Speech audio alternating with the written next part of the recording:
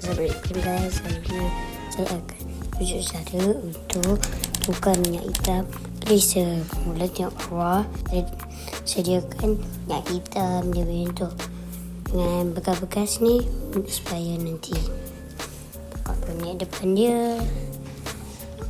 Lepas tu lock supaya nanti tak ke depan.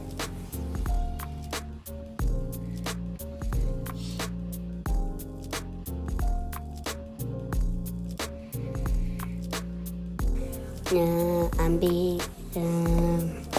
spana atau guna tangan. Ambil guna spana, lepas tu pusing sampai dah tu dia agak kalau sampai 1 liter tu saya cepatkan sebab dia ambil agak 5 minit. Lepas tu kita buka dia punya atas tu. Lepas tu bila kita dah buka, kita ambil yang tu lada lah. Lepas tu kita pusing sikit, pusing. Lepas tu bila dah masuk tangan, jangan sampai sangkul. Lepas tu slow buka. Masuk, bawa keluar, dah jadi. Okay, lepas tu ambil yang baru tu, ambil minyak tepi-tepi tu, letak. Lepas tu nanti kena beli lah nanti. So bila dah letak yang tu, kita letak balik dekat tempat asal dia. Lepas tu bila kita dah siap, kita rapatkan dia. Lepas tu bila dah rapatkan, kita pun lap dia punya skru. So bila dah lap dia punya skru tu, lap. Dah ada kutu tu, letak sorong. Lepas tu ambil minyak hitam, tapi angkat slow. Lepas tu kena tebul lubang atas dia tu. Lepas tu tuang sampai masuk.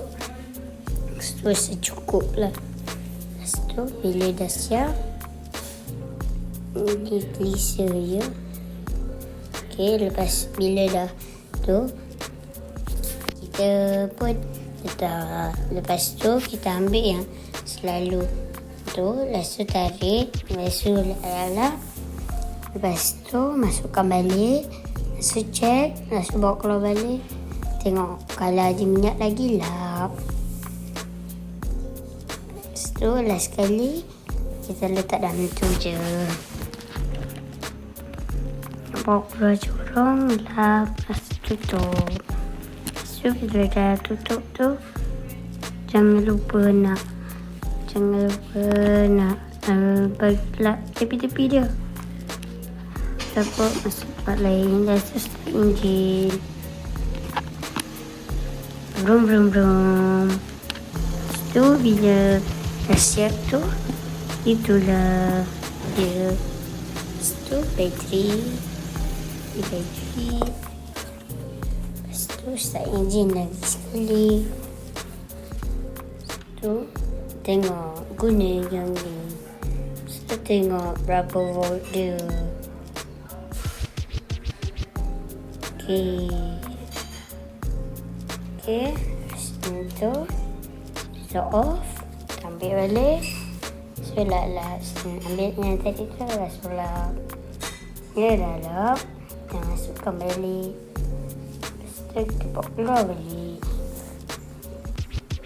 Udah je lah sampai minyak tu tak ada macam tu. Lepas tu bila dah siap tu, pegang atas tu, jangan pergi buka je. Lepas tu sampai situ dah habis kita punya projek. Okey semua, bye. Jangan lupa like and subscribe.